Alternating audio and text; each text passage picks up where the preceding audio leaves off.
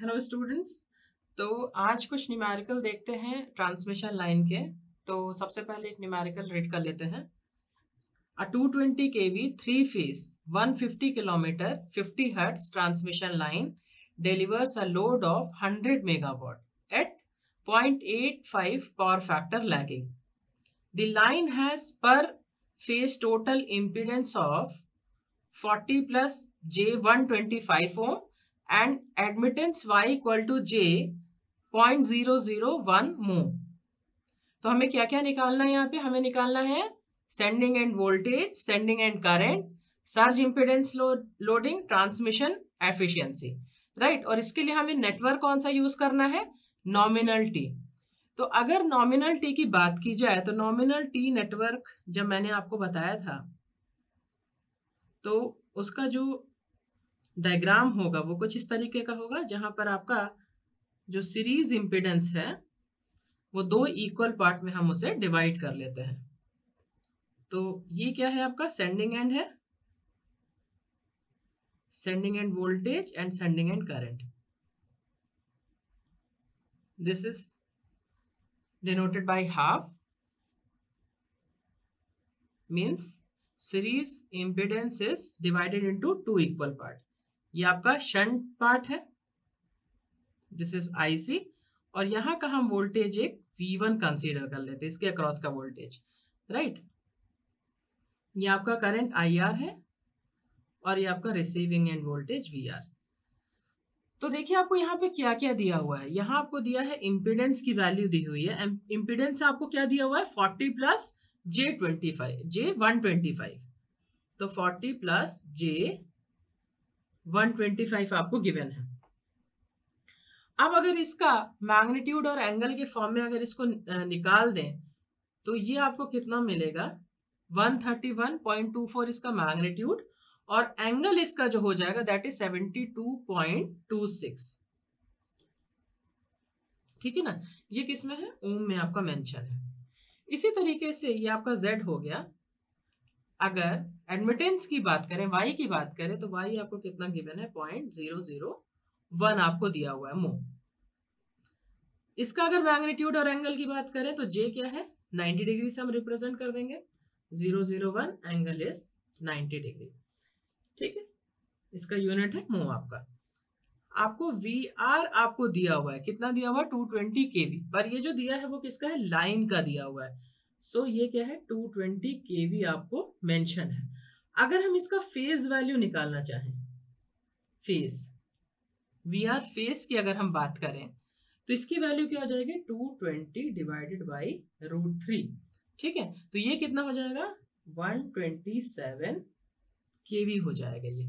तो ये आपके पैरामीटर्स कुछ ही हो गए। इसके अलावा आपको क्या दिया हुआ है? इसके अलावा आपको दिया हुआ है पावर। पावर डिलीवर्ड कितना दिया हुआ है? 100 मेगावाट, राइट। इसके अलावा क्या फैक्टर आपको दिया हुआ है? Cos phi R. Cos phi R की वैल्यू कितनी दी है? 0.85 लैगिंग। तो अगर हम फाई आर यहां से निकालना चाहें सो इसका क्या हो जाएगा? Cos inverse 0.85। So this will give 31.79 which is lagging in nature. ये आपके पैरामीटर्स हो गए, राइट। अब अगर हम यहां से रिसीविंग एंड का करंट निकालना चाहें, मींस अगर हम IR कैलकुलेट करना चाहें तो IR की वैल्यू हमारी क्या हो जाएगी? PR डिवाइडेड बाय √3 आपका जो VR है लाइन का into cos of phi R. ठीक है, तो ये आपका कितना हो जाएगा? ये कितना गिवन है? 100 इंटू 10⁶। 100 मेगावाट गिवन है। √3 इंटू VRL कितना है? 220 kV आपको दिया हुआ है, तो ये कितना हो जाएगा? 220 kV, और पावर फैक्टर कितना है? 0.85। ठीक है, तो ये जो वैल्यू आपकी आएगी यहां से, ये कितनी हो जाएगी? 308.74 एम्पियर। ये आपकी करंट की वैल्यू हो गई एट द रिसीविंग एंड। अब अगर आपका ये करंट आ गया है, अगर हम इसको मैग्नीट्यूड और एंगल के फॉर्म में लिखें तो एंगल अभी आपने निकाला, एंगल की जो वैल्यू है that is 31.79 which is lagging. तो हम इसको क्या लिख सकते हैं, एंड एंगल इज 79। ठीक है, अब ये किस में है, ये आपका मैग्नीट्यूड है और एंगल के फॉर्म में है, पोलर फॉर्म में है ये आपका। हम इसको रेक्टेंगुलर फॉर्म में अगर कन्वर्ट कर लें तो इसमें क्या आ जाएगा, मैग्नीट्यूड और रियल एंड इमेजिनरी पार्ट। ठीक है ना, तो ये आपका किस में होगा, रेक्टेंगुलर कोऑर्डिनेट में हमने इसको चेंज कर लिया। You can easily change this value into rectangular form, you know कि हम इसको कैसे कन्वर्ट करते हैं। अब ये हमारा आई आर की वैल्यू आ गया, जहां पर हमारा ये रेक्टेंगुलर फॉर्म में भी है और ये हमारा पोलर फॉर्म में भी है। अब हमें निकालना है V1 की वैल्यू। ठीक है ना, अगर हम V1 की वैल्यू निकालना चाहें तो आपको यहां से क्या दिख रहा है, V1 की जो वैल्यू होगी that is VR plus IR into drop across this ना। तो ये क्या, इसको हम लोग क्या मेंशन कर लेते हैं, Z/2 लिख लेते हैं। तो V1 की जो वैल्यू होगी that is VR plus IR into Z/2। ठीक है, तो हम यहाँ पे क्या लिख लें, VR की हम वैल्यू क्या लिख लें, सॉरी V1 की वैल्यू हम क्या लिख लें, VR plus IR into Z/2, IR into Z/2। ठीक है, सो यहां से अब आप सबकी वैल्यूज आप यहाँ पे पुट कर दो। अब आप यहां पर पुट कर दीजिए VR की वैल्यू। ठीक है ना, तो VR की वैल्यू कितनी है, VR की वैल्यू अभी आपने निकाला दैट इज 127 kV ना। तो 127 इंटू 10⁻³ एंगल क्या हो जाएगा इसका 0, प्लस IR की वैल्यू अभी आपने निकाला है, ये वैल्यू अभी आपने IR की वैल्यू निकाली है। तो IR की वैल्यू हम लिख लेते हैं 262, ये वाला, ये वैल्यू हम रखते हैं जहां पर आपका मैग्नीट्यूड है और आपका क्या है, एंगल है।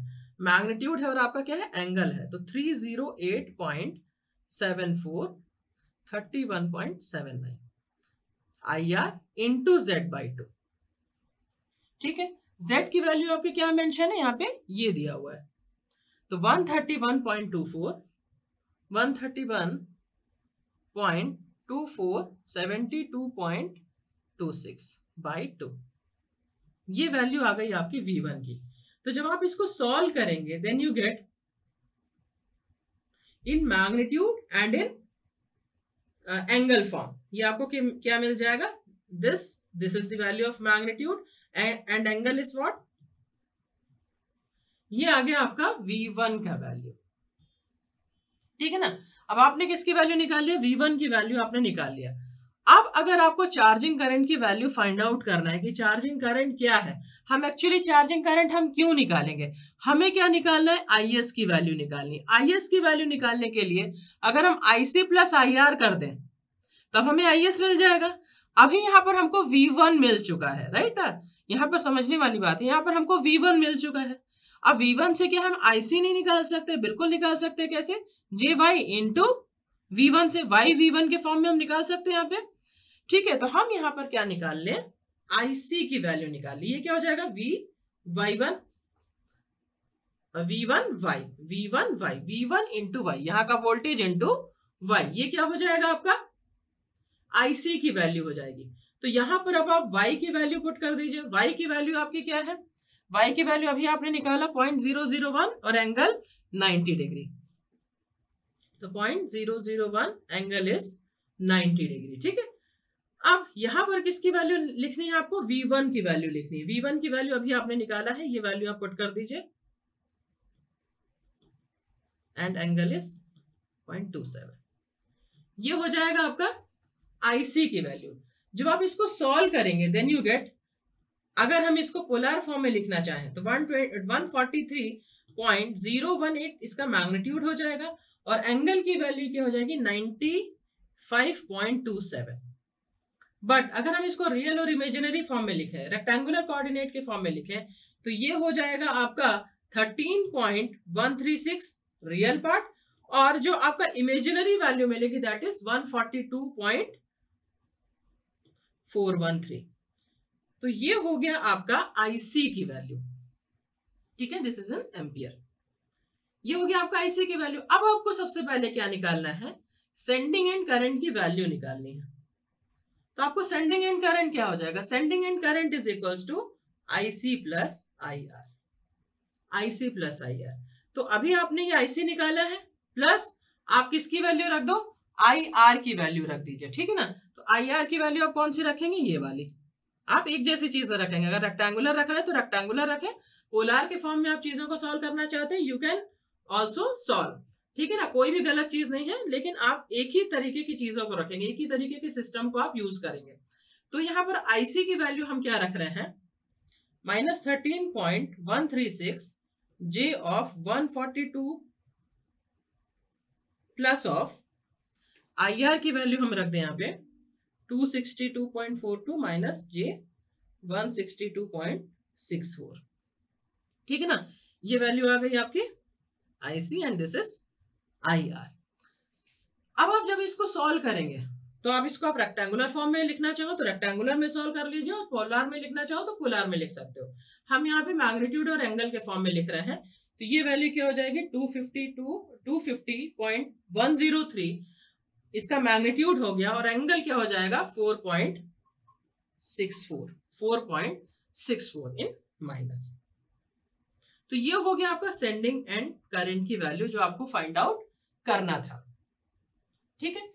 इसके बाद हम कैलकुलेट करेंगे, इसके बाद हम निकालेंगे VS की वैल्यू, VS की वैल्यू। तो VS की वैल्यू हम कैसे फाइंड आउट करेंगे, V1 प्लस, आप यहाँ पे देखिए ये क्या हो जाएगा V1 प्लस, इसको भी आप क्या लिख दीजिए Z/2, तो ये क्या हो जाएगा V1 plus IS into Z/2, ठीक है। तो V1 plus IS into Z/2, ये चीज हो जाएगी आपकी। तो अब आप यहां से V1 की वैल्यू पुट करिए, V1 की वैल्यू आपने ये निकाला हुआ है, तब आप लिख दीजिए यहां पे,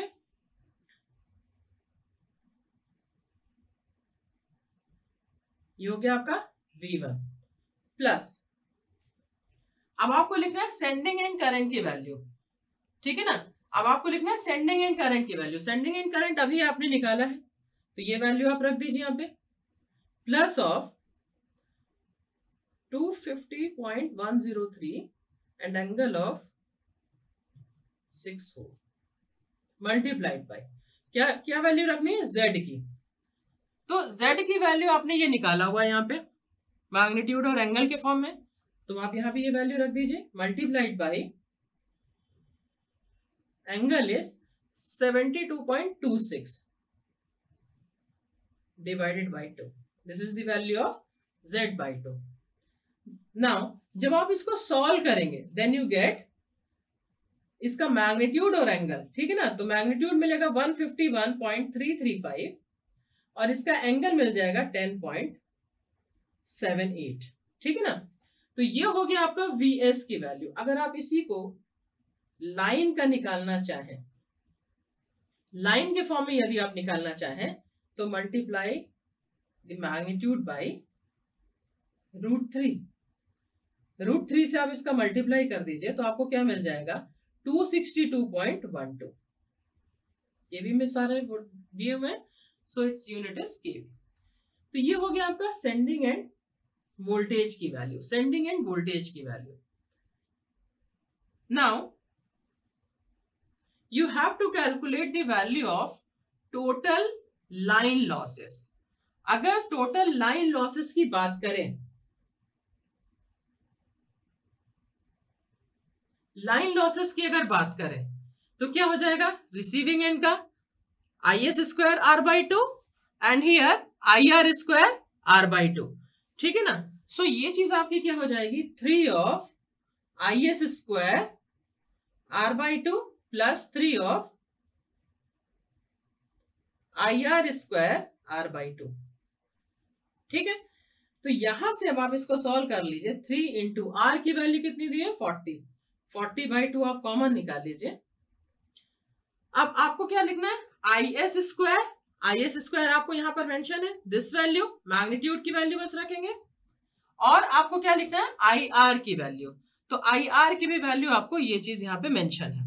तो IS का स्क्वायर यदि मैं लिखना चाहूं, सो दिस इज 250.103 का स्क्वायर प्लस ये क्या हो जाएगा यहाँ पे IR का स्क्वायर मींस 308.74 308.74 का स्क्वायर हो जाएगा यहाँ पे ये, ठीक है ना, का स्क्वायर हो जाएगा यहाँ पे ये।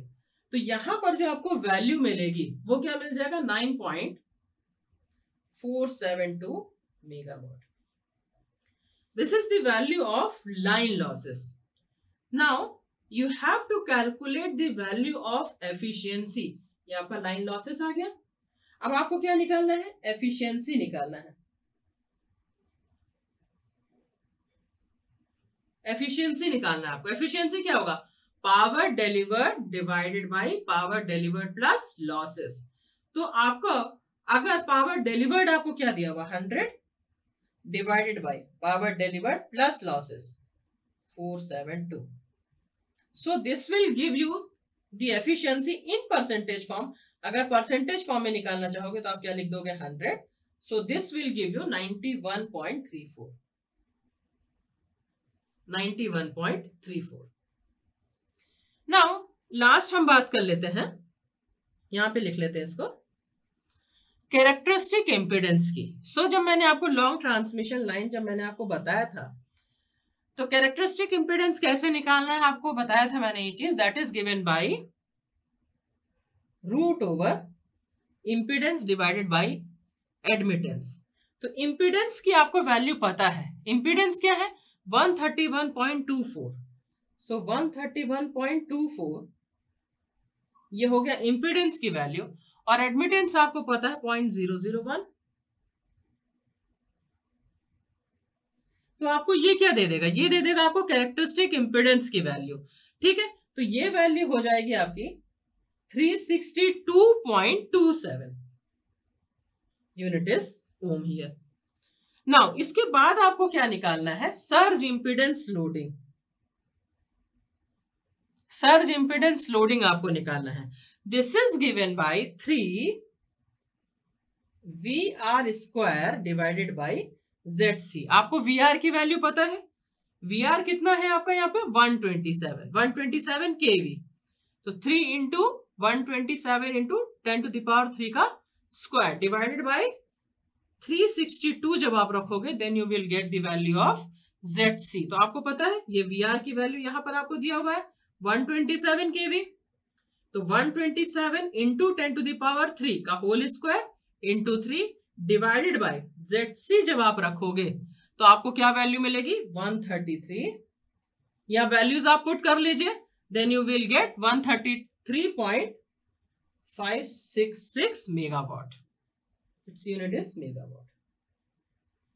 सो इस तरीके से हमने क्या किया है, नॉमिनल T यूज किया है। अगर आपको नॉमिनल पाई भी यूज करना पड़ेगा, अगर आपको पाई नेटवर्क बोल दिया जाए तो पाई नेटवर्क में भी सिमिलरली आप यही इसी तरीके से KCL और KVL का यूज करके आप सारे पैरामीटर्स की वैल्यू निकाल सकते हैं।